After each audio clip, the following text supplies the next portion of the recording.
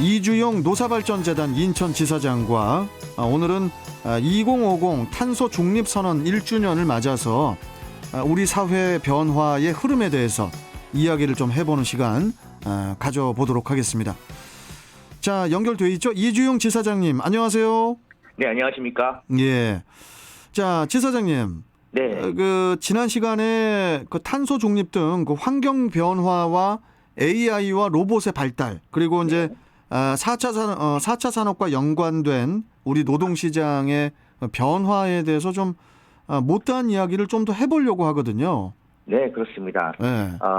지난번 제가 이 시간을 통해서 청취자 여러분께 탄소 중립 등 환경 변화 및 인공지능과 로봇의 발달 등 4차 산업 혁명이라 불리우는 우리 세상의 변화 때문에 우리의 일자리 등 노동시장의 변화가 진행 중이라고 말씀드렸고요. 네. 그에 관한 대안을 준비해야 한다고 말씀드렸습니다. 특히 개인 노동자의 입장에선 노동시장에서 경쟁력을 갖추기 위해 경제의 수명을 늘리기 위한 어떤 노력을 함에 있어서 정부에서 지원하는 국민 내일 배움 카드를 활용하면 좋겠고, 또한 지역의 노사민정은 협력하여 선제적으로 인천형 일자리 모델을 모색하거나 산업 전환에 따른 노동 이동을 준비해야 한다고 말씀드린 적이 있습니다. 맞습니다. 이 국민 내일 배움 카드가 이제 생각이 좀 나는데, 네. 이게 뭘까요? 잘 모르는 청취자분들을 위해서 이 국민 내일 배움 카드에 대해서 좀 다시 한번 설명 좀 해주세요. 네, 그렇게 하겠습니다.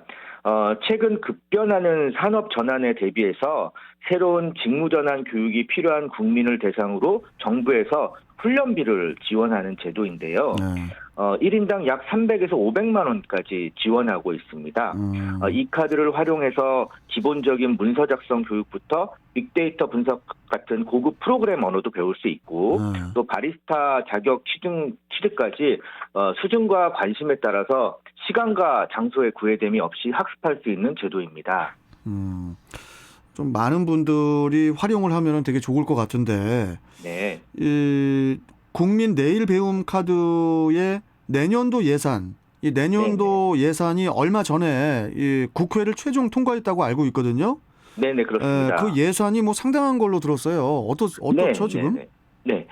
얼마 전 최종 국회를 통과한 내년도 예산안을 저도 살펴봤는데요. 국민 내일 배움 카드 예산은 무려 1조 2천억 원이었습니다. 우리 인천 서구청의 내년도 예산 총액이 1조 300억 원 정도니 비교하면 결코 적은 돈은 아니라고 생각이 드는데요. 네. 그만큼 정부도 산업 전환에 따른 노동 전환이 필요하고 또 중요하다고 생각하고 있기에 많은 예산을 반영한 것 같습니다. 네. 저는 직무 역량 교육이나 기술 자격증 취득이 필요한 청취자께서는 적극적으로 활용하셨으면 좋겠다는 생각인데요. 그 이유는 미시적으로는 개인의 역량을 개발하고 노동시장에서 경쟁력을 갖출 수 있고요. 거시적인 측면에서는 책정된 예산이 효율적으로 집행됨으로 인해서 지역 경제에 활력을 더할 수 있다고 생각하기 때문입니다. 예. 코로나로 인해서 어려운 골목 상권 또는 학원을 운영하시는 분들이나 강사들이 경제적 활동을 할 수 있도록 좋은 기회를 제공할 수 있다고 생각하기 때문입니다. 네. 자, 그렇다면은 이번에는요. 제가 이제 여는 말에도 이제 말씀을 드렸지만은, 네. 2050 그 탄소 중립 선언 1주년을 맞아서 우리 사회 변화의 이제 흐름에 대해서 좀 이야기를 나눠볼까 하는데요. 네. 먼저 요즘에 그 ESG라는 그 영어 약자를 많이 쓰던데요. 네네네. 이게 ESG가 이게 무슨 뜻입니까? 설명 좀 해주세요. 네네. 요즘 아마 ESG라는 말을 특히 많이 들으셨을 텐데요. ESG는 환경이라는 뜻의 environment, 또 사회를 의미하는 social, 그리고 지배구조 또는 투명 경영을 의미하는 governance의 약자인데요. 이 ESG 경영이 일자리를 포함해서 우리 사회에 많은 영향을 이미 주고 있고요. 네. 또 앞으로는 그 영향력이 더 커질 것으로 예상이 됩니다. 이건 그냥 드리는 말씀이 아니라 우리 정부가 어떤 행보를 보이느냐를 살펴보면 그 영향력을 피부로 느낄 수 있는데요. 가장 기준이 되는 것이 바로 법규의 제정이나 예산의 편성 방향을 보면 알 수 있어요. 네.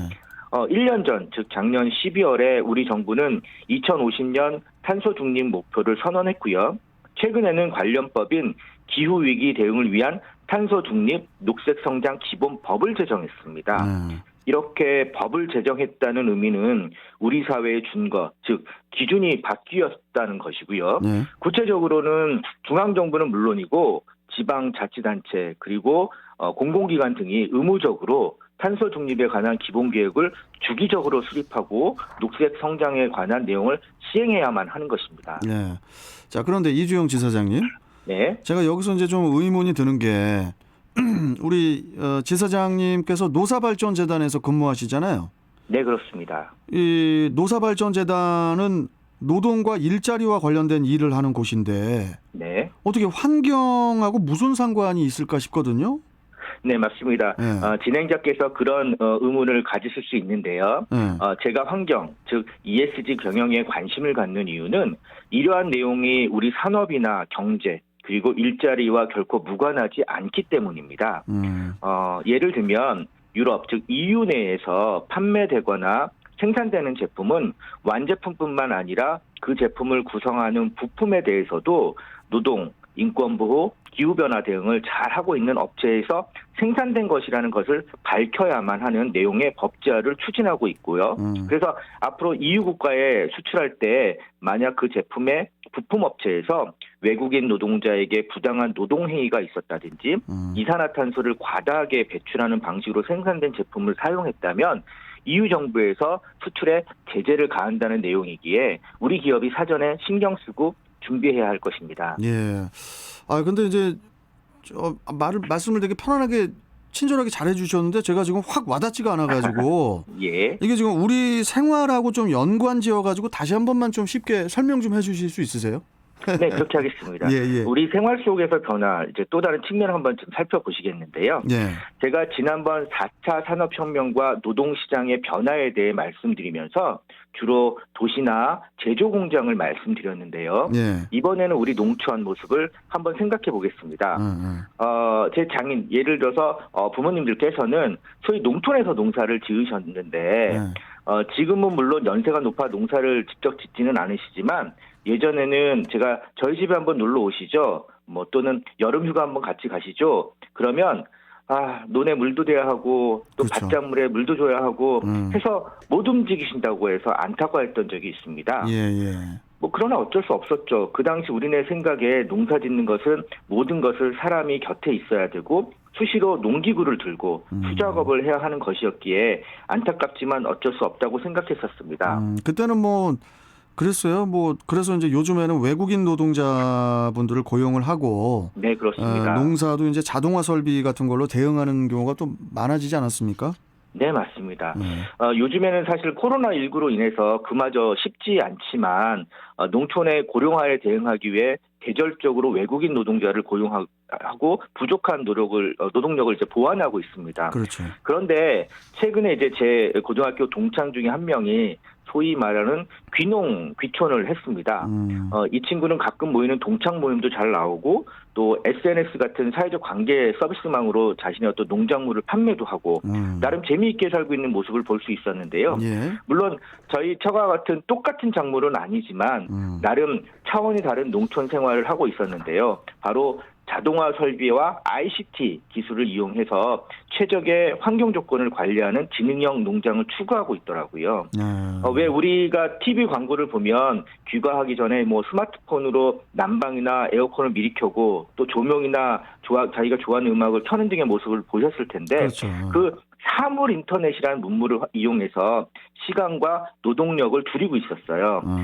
제가 좀 자료를 좀 더 찾아보니까 과수원 온실부터 악취로 힘든 축사까지 온도, 습도, 생육 환경을 모니터링하고 부족한 환경 요인을 보정해주는 스마트팜 농장이 가능하더라고요. 물론 이것이 농촌 생활의 모든 것을 해결해주지는 아직 못하겠지만 현재 같은 농촌의 인구 감소로 인한 어려움을 해결하거나 완화해 볼 수 있을 것 같다는 생각은 했습니다. 그렇군요.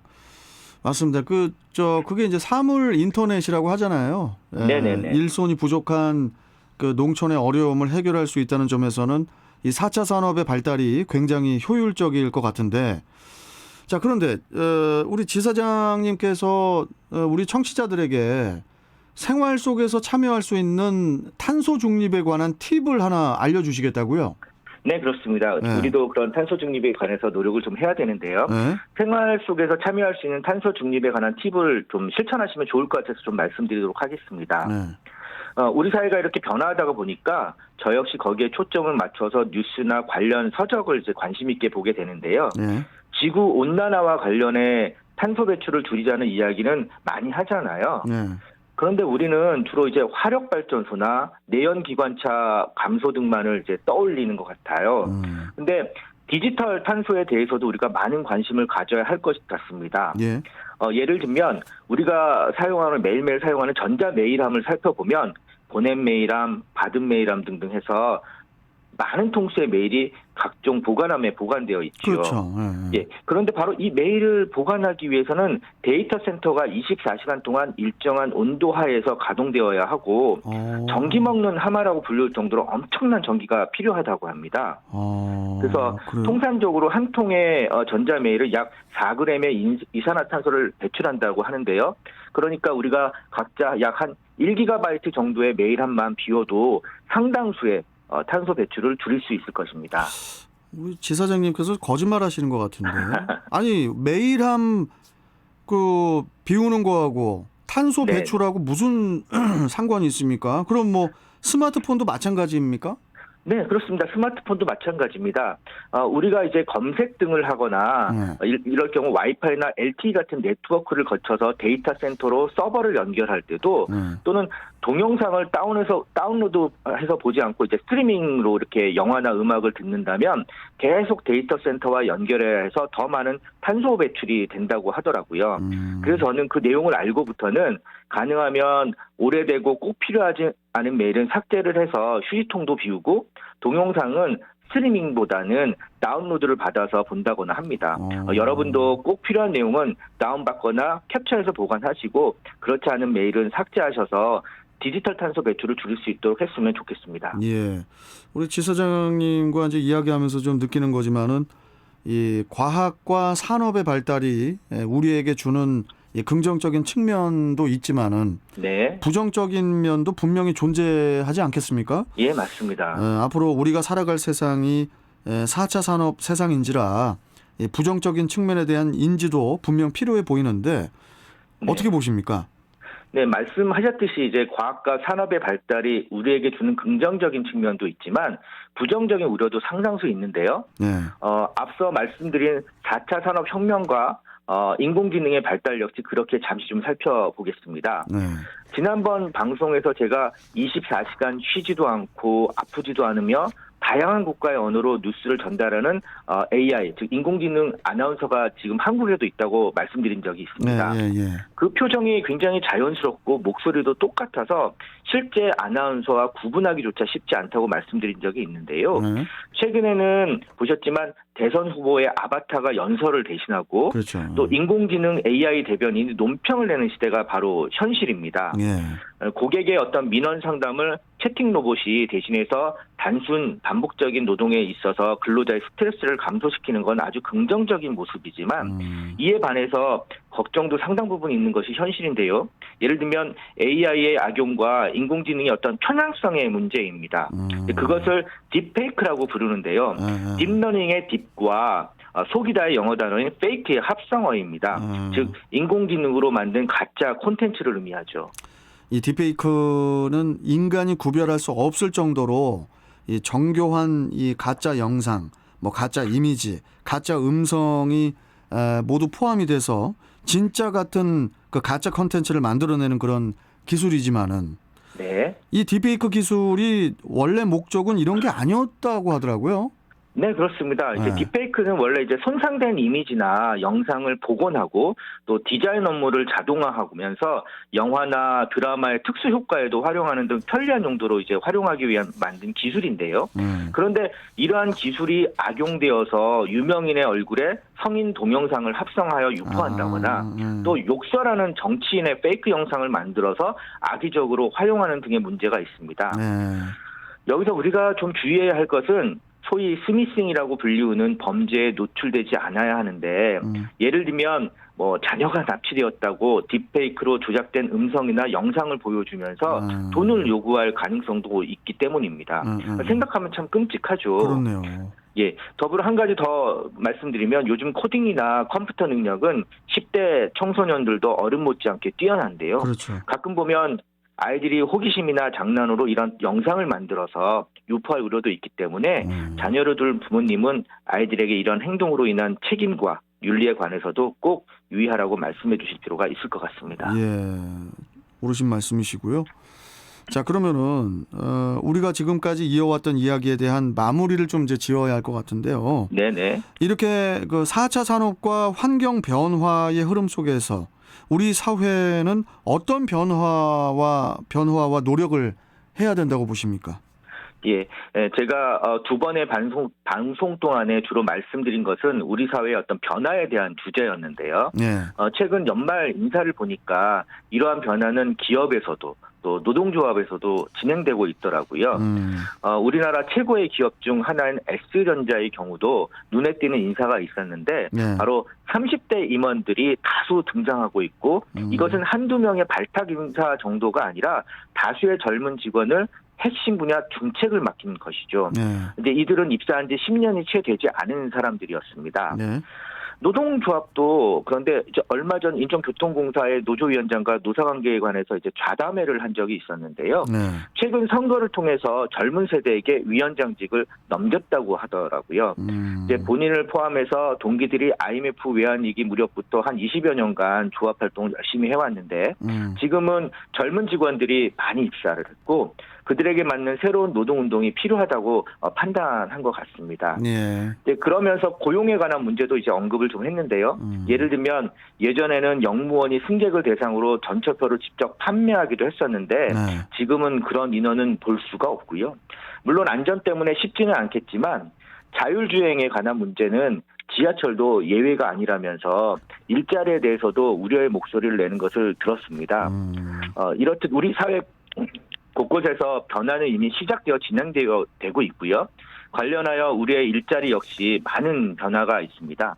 지난번에도 말씀드렸듯이 지금의 변화를 잘 살펴보고 적절히 대응하는 현명한 판단과 노력이 필요한 시점이라고 생각이 됩니다. 예. 청취자 여러분들께서도 변화에 굴하지 않고 기회로 삼으시기를 기대하며 여러분의 오늘을 응원합니다.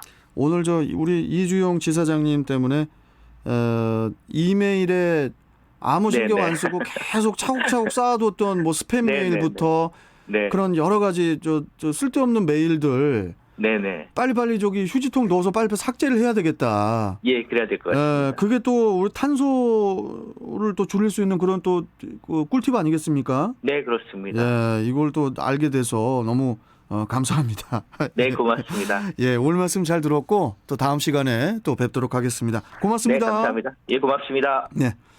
자, 이주용 노사발전재단 인천지사장과 함께했습니다.